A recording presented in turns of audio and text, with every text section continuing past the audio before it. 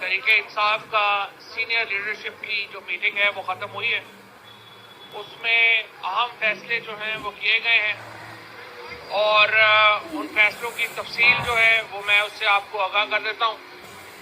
सबसे पहले तहरीक इंसाफ जो सिंध के अंदर जो जिस तरीके से इलेक्शंस हुए हैं, जिस तरीके से धांधली की एक नई वहाँ पे मिसालें कायम कर दी गई हैं, हम इन नताइज को, इन इंतखाबात को मुस्तरद करते हैं और हम ये मुतालबा करते हैं कि इन इलेक्शंस के ऊपर एक मुकम्मल तहकीकात कराई जाए। जिस तरीके से इन इंतखाबात में सरकारी वसाइल इस्तेमाल किए गए, जिस तरीके से इंतखाबात को पहले तो डिले किया गया, फिर वोटिंग की शरह को कम करने के लिए कि एक बाकायदा मनसूबाबंदी के तहत वजीर दाखिला राना सनाउल्लाह ने और खुद पीपल्स पार्टी की हुकूमत ने बार बार कराची के शहरियों को ये कह के इन इंतखाबात से दूर रखने की कोशिश की कि यहाँ पे तो धमाके हो सकते हैं, हमारी अमन-ओ-मान की सूरत हाल ही बहुत खराब है। अब अगर जो हुकूमतें हैं अगर वही अपने शहरियों को डराने पे आ जाए और ये बताने पे आ जाए कि आपने घरों से नहीं निकलना, तो जाहिर है कि वोटिंग की शरह मुतासर होनी थी और वोटिंग की शरह उससे मुतासर हुई। और इसके बाद जो जिस तरीके से फॉर्म्स की तब्दीली है वो अब सारी वीडियोस आपके सामने हैं, आपने खुद देखा है कि किस तरीके से यहाँ पे ये कराची के जो इंतखाबात हैं उनको मुतासर किया गया, किस तरीके से कराची के इंतखाबात जो हैं उनको एक मजाक बनाया गया। इसको हम जो है वो मुस्तरद करते हैं।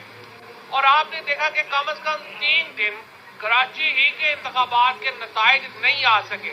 वो नताइज इसलिए नहीं आ सके और आज पाकिस्तान के लोगों को ये बात अच्छी तरह समझ आ गई हो गई कि क्यों इलेक्शन कमीशन ईवीएम की मुखालफत कर रहा था, क्यों एक पूरी लॉबी जो थी उस वक्त की एस्टैब्लिशमेंट और उस वक्त जो नून लीग और पीपल्स पार्टी क्यों ये कह रहे थे कि आप इलेक्ट्रॉनिक वोटिंग मशीन ना लेके आए।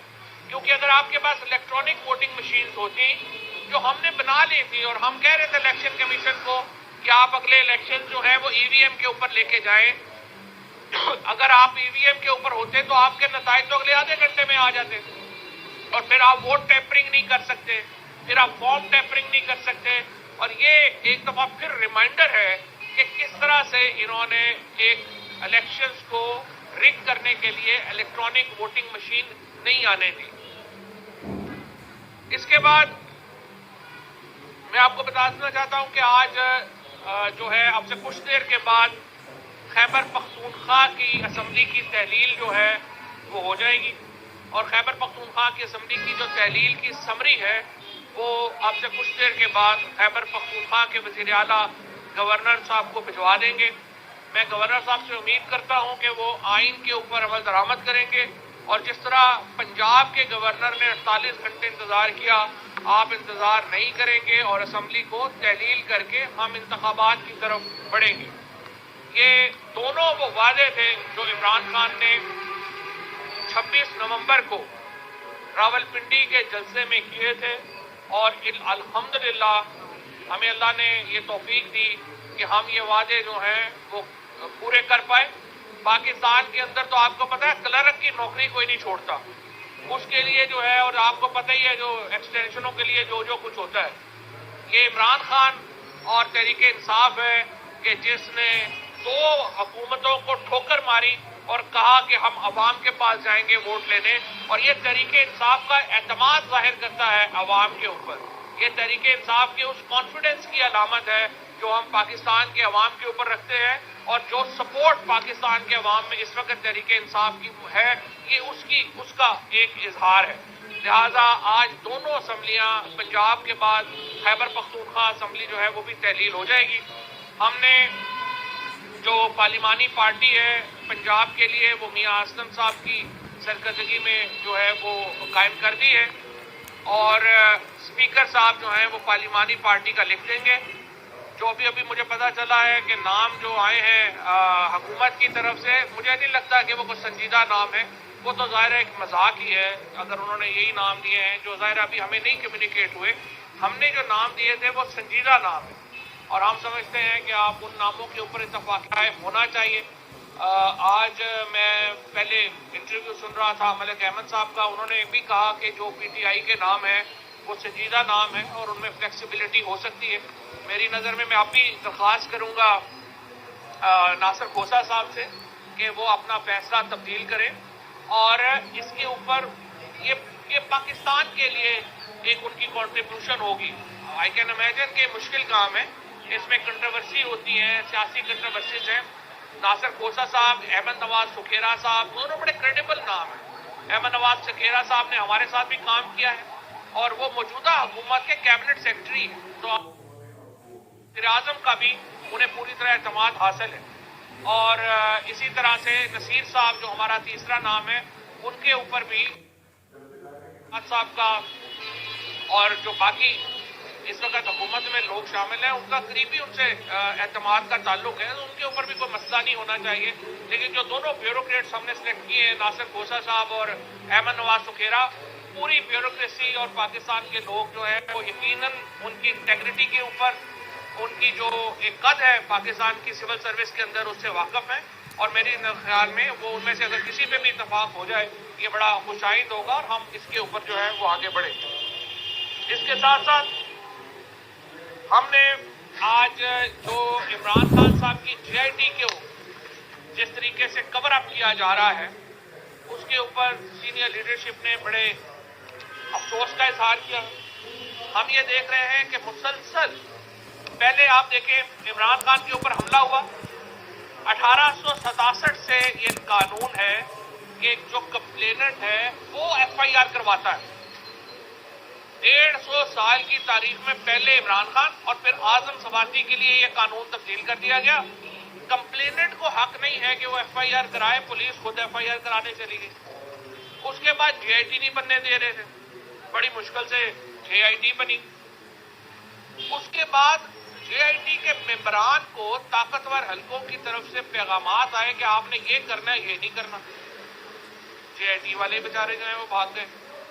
لوگ جے آئی ٹی کا ممبر بننے کو تیار نہیں ہے. یہ اس ملک میں رول آف لا کا حال ہے، یہ اس ملک میں پریشر کا حال ہے. چاہے وہ ارشد شریف کا تحقیقاتی کمیشن ہو، اس کا بھی حال آپ دیکھ ہی رہے ہیں جس طرح کا وہ چل رہا ہے. اور یہ عمران خان کا جو جوائنٹ انویسٹیگیشن ٹیم ہے، اس میں بھی آپ دیکھ لیں. یہ پاکستان میں اسی لیے ہم نے پہلے بھی کہا تھا، ہم پھر یہ سمجھتے ہیں کہ چیف جسٹس صاحب، عمران خان کے اوپر حملہ کوئی ایک عام بات نہیں ہے. اس کے نتیجے میں پاکستان کو شدید نقصان ہوگا. پاکستان کی جو ایک سمجھیے کہ جو ہماری پولیٹیکل ایک ہمارا جو ماحول ہے وہی تباہ و برباد ہو جائے گا. یہ عمران خان جو پاکستان کے انشاءاللہ اگلے وزیر اعظم ہیں، جس طریقے سے ان کو ایلیمنیٹ کرنے کی کوشش کی گئی ہے اس کے اوپر ہم مطمئن نہیں ہیں.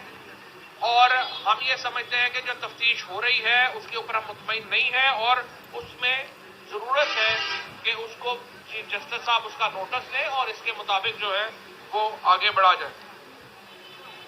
اچھا، اب ہم نے جو معاملہ ہے اسمبلیوں کا، فیڈرل گورنمنٹ کا، جیسا کہ میں نے آپ کو بتایا ہے کہ 2 اسمبلیاں تحلیل ہو چکی ہیں. اب ہمارا تمام تر فوکس یہ ہے کہ وفاقی حکومت جو ہے وہ اس کو گھر بھیجا جائے. ہماری خواہش یہ ہے کہ وفاقی حکومت ہمارے ساتھ بیٹھے اور ہم جوائنٹلی ایک الیکٹورل فریم ورک طے کریں. پاکستان کی جو معیشت کا کرائسس ہے وہ بہت بڑا ہے، لیکن وہ ڈیل ہو سکتا ہے. ناممکن نہیں ہے پاکستان کی معیشت کو فکس کرنا، لیکن اس کی پہلی شرط یہ ہے کہ پاکستان کے اندر ایک پولیٹیکل سٹیبلٹی ہو، ایک سیاسی استحکام ہو. اگر وہ سیاسی استحکام نہیں ہوگا پاکستان کو معاشی سٹیبلٹی نہیں مل سکتی. لہذا ہم یہ چاہتے ہیں کہ وفاقی حکومت ہمارے ساتھ بیٹھے اور ہم ایک الیکشن کا فریم ورک طے کریں. لیکن اس وقت کی جو صورتحال ہے وہ یہ ہے کہ وفاقی حکومت کے لوگ بضد ہیں کہ وہ الیکشن نہیں کرائیں گے. دوسری طرف صورتحال یہ ہے کہ اسمبلیوں کے اندر ہمارے استعفے منظور نہیں کیے گئے، اور اب بھی تحریک انصاف کی جو پارلیمانی پارٹی ہے ہائی کورٹ کا جو اسلام آباد ہائی کورٹ کا فیصلہ ہے اس کے نتیجے میں اس وقت سب سے بڑی جو اپوزیشن کی جماعت ہے وہ پھر پاکستان تحریک انصاف ہے. لہذا ہم پرویز خٹک صاحب کی سربراہی میں ہم نے ایک کمیٹی تشکیل دے دی ہے جو کہ اسپیکر کے پاس جا رہی ہے اور ہم ان سے یہ کہہ رہے ہیں کہ leader of the opposition, parliamentary leader اور اس کے ساتھ جو پبلک اکاؤنٹس کمیٹی ہے، یہ تین جو آفیسز ہیں یہ تحریک انصاف کے ممبران کو دیے جائیں اور انہیں جو ہے وہ نامینیٹ کیا جائے گا ان تین عہدوں کے لیے. اور اس کے بعد انشاءاللہ ہمیں پوری امید ہے کہ وفاقی حکومت کے جو گرانے کا عمل ہے وہ بھی چند ہی ہفتوں میں ہم مکمل کر سکیں گے. اور اس سے پہلے میں دوبارہ یہ کہتا ہوں، ہم گرانا نہیں چاہتے، ہم چاہتے ہیں آپ ہمارے ساتھ بیٹھ کے الیکشن کا فریم ورک طے کریں، لیکن اگر آپ نہیں مانتے تو پھر دیکھیے پاکستان سے آگے تو کوئی بھی نہیں.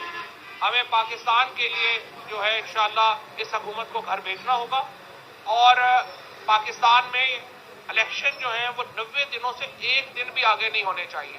ہم الیکشن کمیشن سے مطالبہ یہ کرنا چاہتے ہیں کہ 90 دن تو میکسیمم ٹائم ہے. ہم یہ آپ سے مطالبہ کرتے ہیں کہ آپ رمضان شروع ہونے سے پہلے پنجاب اور کے پی میں یہ الیکشنز کروائیں اور اسی طرح سے جو فیڈرل گورنمنٹ ہے وہ اگر جلد ریزالو ہو جاتی ہے تو پھر سارا پروسیس جو ہے وہ رمضان سے پہلے مکمل ہونا چاہیے. آج تک پاکستان میں سارے الیکشن جو ہوئے ہیں وہ 60 اور 76 دنوں کے درمیان میں ہوئے ہیں. 35 دن منیمم ریکوائرمنٹ ہے آپ کی الیکشن کی کیمپین کی.